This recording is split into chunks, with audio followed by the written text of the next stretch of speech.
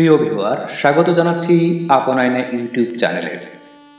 ময়মনসিংহ গীতিকার মহুয়া পালাটা নিয়ে হাজির হয়েছে আপনাদের সামনে। দ্বিজকানায় রচিত এই গ্রন্থটি চন্দ্রকুমার দের সংগ্রহে ও ডক্টর দীনেশচন্দ্র সেনের সম্পাদনায় 1923 সালে প্রকাশিত হবার পর থেকে দেশি বিদেশি সাহিত্য রসিকের প্রচুর প্রশংসায় সিক্ত হয়েছে এবং আজ পর্যন্ত আমাদের সিক্ত করে যাচ্ছে। মূল আলোচনায় যাওয়ার আগে দ্বিজকানায় চন্দ্রকুমার দে ও ডক্টর দীনেশচন্দ্র সেন সম্পর্কে সংক্ষেপে একটু জেনে নেব। ডক্টর দীনেশচন্দ্র সেন বাংলা সাহিত্যের এক অবিস্মরণীয় নাম। 1866 সালের 3রা নভেম্বর ঢাকা জেলার বকজুড়ি গ্রামে তিনি জন্মগ্রহণ করেন। 1890 সালে কুমিল্লা ভিক্টোরিয়া স্কুলের প্রধান শিক্ষক থাকা অবস্থায় পল্লী অঞ্চলে ঘুরে ঘুরে প্রাচীন বাংলার পুঁথি সংগ্রহ করে তা থেকে উপকরণ নিয়ে 1896 সালে বঙ্গভাষা ও সাহিত্য নামে বাংলা সাহিত্যের ইতিহাস রচনা করেন। ডক্টর দীনেশচন্দ্র সেনের সম্পাদনায় ময়মনসিংহ গীতিকা গ্রন্থটি 1923 সালে কলকাতা বিশ্ববিদ্যালয় থেকে প্রকাশিত হয়। এই মহান সাহিত্যিক 1939 সালের 20 নভেম্বর কলকাতায় পরলোক গমন করেন। চন্দ্রকুমার দে 1889 সালে নেত্রকোনার অন্তর্গত আইথর নামক স্থানে জন্মগ্রহণ করেন। তিনি বেশি দূর লেখাপড়া করতে পারেননি। গ্রাম্য পাঠশালায় সামান্য পড়াশোনা করেন। তারপর মাসিক 1 টাকা বেতনে মুদিখানায় কাজ করেন। অমনোযোগী বলে সেই কাজ তিনি হারান এবং পরে 2 টাকা বেতনে গ্রাম্য তহসিলদারির কাজ করেন। ফলে সাধারণ মানুষের সাথে তার সম্পর্ক ঘনিষ্ঠ হয়। এই ঘনিষ্ঠতায় গ্রামীণ লোককাহিনী সংগ্রহে বেশ সাহায্য করে। সৌরভ পত্রিকায় চন্দ্রকুমার দের প্রবন্ধ প্রকাশিত হলে তা ডক্টর দীনেশচন্দ্র সেনের মনোযোগ আকর্ষণ করে এবং পরে তিনি কলকাতা বিশ্ববিদ্যালয় কর্তৃক এই গ্রামীণ গাথাগুলো সংগ্রহে নিয়োজিত হন। এই মহান সংগ্রাহক ও সাহিত্যিক 1946 সালে ময়মনসিংহে মৃত্যুবরণ করেন। নমসূত্রে ব্রাহ্মণ কবি দ্বিজকানায় প্রায় 300 বছর পূর্বে মহুয়া পালাটা রচনা করেন। তিনি মূলত মধ্যযুগের কবি। অনুমান করা হয় 17 শতকের কোনো এক সময় তিনি ময়মনসিংহ অঞ্চলে জন্মগ্রহণ করেন। ব্রাহ্মণ হয়েও সমাজের নিচু শ্রেণীর মানুষের প্রতি তার দরদ ছিল প্রবাদ প্রতিম, যার প্রমাণ আমরা পাই মহুয়া পালাতে। সাধারণ মানুষের সারল্য ও সুখ দুঃখ, প্রেম ভালোবাসা ও বিরহের চিত্র অসাধারণ মমতায় তুলে ধরে বাংলা সাহিত্যে তিনি অমর হয়ে আছেন এবং থাকবেন। ময়মনসিংহ গীতিকা এক ভালোবাসার সাম্পান। মধ্যযুগের সাহিত্যে দেবতা স্থান গ্রহণ করেছে সবার উপরে। এ যুগের সাহিত্যে মানুষ চরিত্র এসেছে দেবতাদের গুণকীর্তনের উপাদান হিসাবে। তারপরও যে একেবারে মানব বন্দনা বা মানুষের জীবনের একান্ত প্রেম ভালোবাসার কাহিনী বিধৃত হয়নি তা কিন্তু নয়।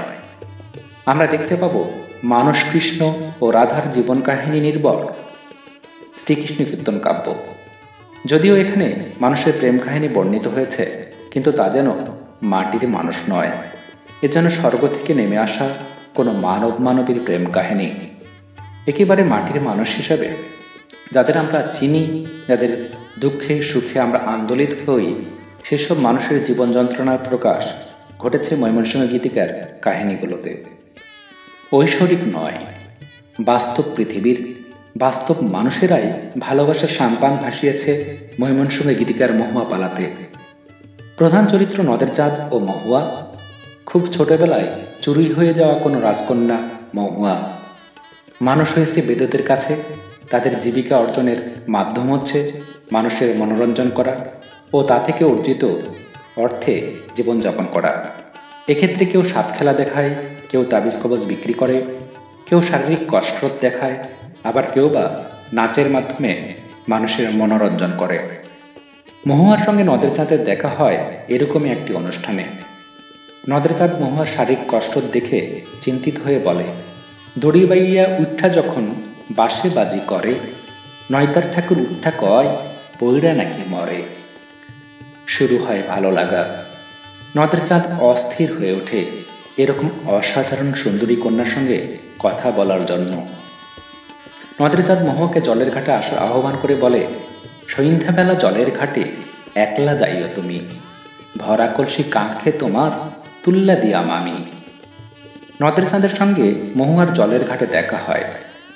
বাঙালি নারীর যে অন্যতম বৈশিষ্ট্য অপরিচিত মানুষের সঙ্গে স্বাভাবিকভাবে বাতচিত না করা, সেটা মহুয়ার মধ্যেও দৃশ্যমান।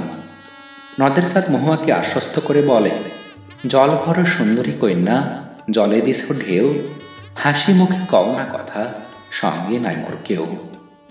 নদের চাঁদ জানতে চায় মহুয়ার পরিচয়। তার ভাগ্য বিড়ম্বিত জীবনকে বর্ণনা করে মহুয়া বলে, নাই আমার মাতা পিতা, গর্ব সুদর ভাই, সুতের হেওলা হইয়া ভাইসে বেড়ায়।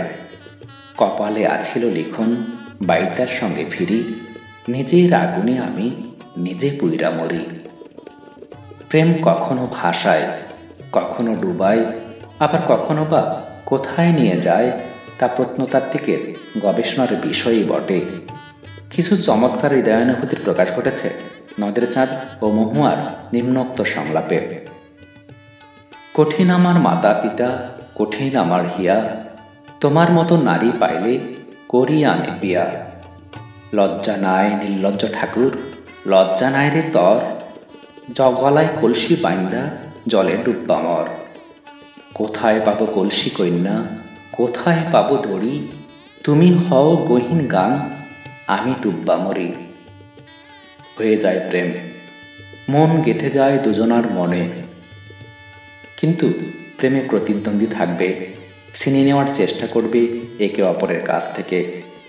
বাঙালি অপ্রেমিকদের এই চিরন্তন মনোজাগতিক চিন্তা চেতনার বিজয় ঘটে অবশেষে। বিচ্ছিন্ন হয় দুজন দুজনার কাছ থেকে, তারপর আবার দেখা মেলে তাদের। কিন্তু কবি শহীদ কাদরীর ভাষায় বলতে হয়, প্রেমিক মিলবে প্রেমিকার সাথে ঠিকই, কিন্তু শান্তি পাবে না, পাবে না, পাবে না। মহাপালাটি শেষ হয়েছে দুজনের আত্মবিসর্জনের মধ্য দিয়ে, কিন্তু পাঠকের মনে রেখে যায় এক চির বেদনার সুর। হুমরাবাদ্দার ডাক দিয়া কয়, মাইনকা ওরে ভাই, দেশেতে ফিরিয়া মোর আর কর্ম নাই।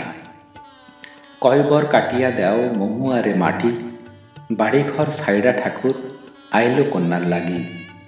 দুইয়েই পাগল ছিল এই দুইয়ের লাগি, হুমরার আদেশে তারা কয়বর কাটিল, একসঙ্গে দুইজনে মাটি চাপা দিল।